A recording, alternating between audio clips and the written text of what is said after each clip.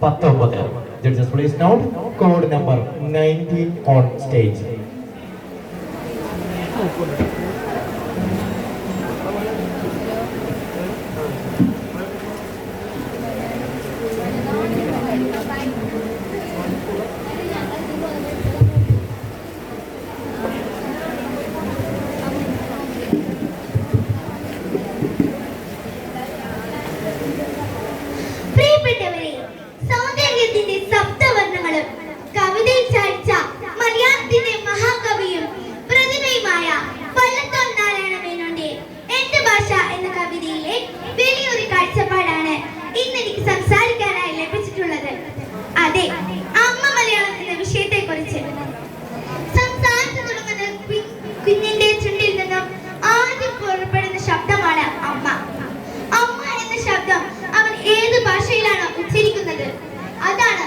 മാതൃഭാഷ അമിഞ്ഞ പാലിനോടൊപ്പം ചുണ്ടിൽ വിരിയുന്ന ആ ഭാഷയാണ് തന്റെ ചുറ്റുമുള്ള ലോകത്തെ കുറിച്ച് അവന് അറിവ് നേടിക്കൊടുക്കുന്നത്.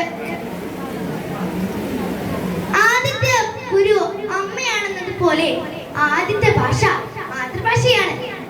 മാതൃഭാഷ പെറ്റമ്മയാണ്.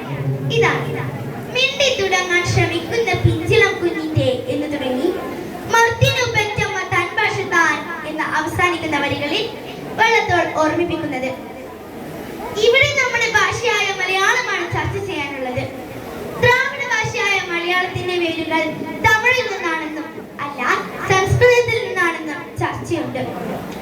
ഭാഷ ചരിത്രമല്ല, ഭാഷയുടെ നിലവിലെ അവസ്ഥയാണ് നമ്മുടെ വിഷയം. മലയാളം മരിക്കുന്നു എന്നും കേൾക്കാൻ തുടങ്ങിയിട്ട് കാലം ഏറെയായി. അമ്മ വാത്സല്യത്തോടെ പകർന്നു നൽകുന്ന മുലപ്പാൽ കുഞ്ഞിന്റെ വളർച്ചയിൽ വലിയ പങ്ക് വഹിക്കുന്നുണ്ട്. അതുപോലെയാണ് മാതൃഭാഷയും. മാതൃഭാഷ മനുഷ്യന്റെ മാനസികവും ഭൗതികവുമായ വളർച്ചയിൽ വലിയ പങ്ക് വഹിക്കുന്നുണ്ട്. മുലപ്പാൽ കുഞ്ഞിന്റെ ശാരീരികമായ വളർച്ചയെ സ്വാധീനിക്കുമ്പോൾ മാതൃഭാഷ മനുഷ്യന്റെ മാനസിക വളർച്ചയെ പരിപോഷിപ്പിക്കുന്നു. അമൃതാണെങ്കിൽ പോലും അത് രുചിയോടെ ആസ്വദിച്ച് കഴിക്കണമെങ്കിൽ അമ്മ അടുത്തിരുന്ന് വാത്സല്യത്തോടെ വിളമ്പിത്തരണം. അതുപോലെയാണ് മാതൃഭാഷയും. അമ്മയുടെ സ്നേഹപൂർണമായ വാക്കുകൾ നമ്മുടെ ഹൃദയത്തെ സ്വാധീനിക്കുന്നത് പോലെ മാതൃഭാഷയിലൂടെ ലഭിക്കുന്ന ഏതൊരറിവും നമ്മുടെ ഹൃദയത്തിൽ തങ്ങി നിൽക്കും.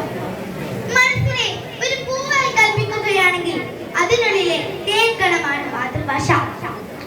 നാം ആർജിക്കുന്ന മറ്റു ഭാഷകൾ ഇലകളിൽ പറ്റി നിൽക്കുന്ന മഞ്ഞത്തുള്ളികൾ മാത്രമാണ്. മഞ്ഞത്തുള്ളികൾ സൂര്യപ്രകാശത്തിൽ ഇല്ലാതാകാം. അടുത്ത കാലത്ത് കേട്ട ഒരു പ്രസംഗം ഓർമ്മ വരുന്നു. ലോക സഞ്ചാരിയായ സന്തോഷ് ജോർജ് കുളങ്ങര കേരളത്തിന്റെ ഭാവിയെ കുറിച്ച് നടത്തിയ ഒരു പ്രവചനം. കേരളത്തിൽ മലയാളം മാത്രമല്ല മലയാളിയും ഇല്ലാതാവുന്ന കാലം വിദൂരമല്ല എന്ന്. ചില ജില്ലകളിൽ പല വീടുകളും അടഞ്ഞു കിടക്കുന്നു. പല വീടുകളിലും പ്രായമായവർ മാത്രം അവശേഷിക്കുന്നു. യുവതലമുറ മുഴുവൻ പുതിയ ആകാശവും ഭൂമിയും തേടി യൂറോപ്യൻ രാജ്യങ്ങളിൽ സ്ഥിരതാമസക്കാരോ പൗരത്വം നേടിയവരോ ആവുന്നു. ഇവരുടെ മക്കൾ പലപ്പോഴും ആദ്യം കേൾക്കുന്നത് മാതാവിന്റെ ഭാഷയല്ല, മറിച്ച് ആയയുടെ ഭാഷയാണ്. ഇത് അമ്മ മലയാളം എന്നത് ആയ മലയാളം എന്ന അപകടകരമായ സങ്കല്പത്തിലേക്കും തുടർന്ന് ഭാഷയുടെ തന്നെ മരണത്തിലേക്കും നയിക്കും എന്ന അനുഭവ സാക്ഷ്യം അദ്ദേഹം മനോഹരമായി അവതരിപ്പിക്കുന്നു. ഭാഷയും സംസ്കാരവും എത്രമേൽ പ്രധാനമാണ് എന്ന് നമ്മുടെ അയൽ സംസ്ഥാനമായ തമിഴ്നാട് കാണിച്ചു തരുന്നുണ്ട്. ഒരു മന്ത്രി ടീഷർട്ട് ധരിച്ച് പൊതുവേദിയിൽ സ്ഥിരമായി പ്രത്യക്ഷപ്പെടുന്നത് സാംസ്കാരിക അപജയം ആണെന്നും വിലക്കണം എന്നും ആവശ്യപ്പെട്ട് പൊതു താൽപര്യ ഹർജി ഫയൽ ചെയ്തു എന്ന വാർത്ത കഴിഞ്ഞ ദിവസങ്ങളിലാണ് വായിച്ചത്. ഇവിടെയാണ് നാം സ്വയം വിലപിക്കേണ്ടത്. ഇംഗ്ലീഷ് പോലുള്ള ഭാഷകൾ പോറ്റമ്മമാരാണ്. ഈ തിരിച്ചറിവാണ് നമുക്ക് ഇല്ലാതായി പോയത്. പോറ്റമ്മ ചമഞ്ഞാൽ പെറ്റമ്മയാകില്ല എന്ന് പഴഞ്ചൊല്ല് സുപരിചിതമാണല്ലോ. ഇതാണ് കുരിപ്പുഴ ശ്രീകുമാർ എന്ന കവി അമ്മ മലയാളം എന്ന കവിതയിൽ അവതരിപ്പിക്കുന്നത്. കാവ്യകരുക്കളിൽ താരാട്ടുപാട്ടിന്റെ ഈണച്ചരിച്ചേലറിഞ്ഞു ചിരിച്ചൊരാൾ ഞെട്ടിത്തെറിച്ചു തകർന്നു ചോദിക്കുന്നു, വിറ്റുപോ നീ എന്റെ ജീവിത ഭാഷയെ എന്ന്. നീ കടലിൽ എറിഞ്ഞോ അതോ ചുട്ടുകരിച്ചോ എന്റെ ഭാഷയെ എന്നും ഈ കവിതയിൽ ചോദിക്കുന്നു.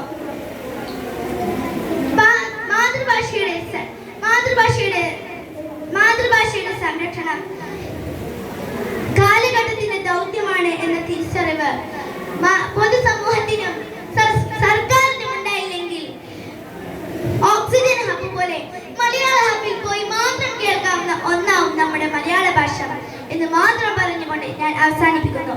നന്ദി, നമസ്കാരം.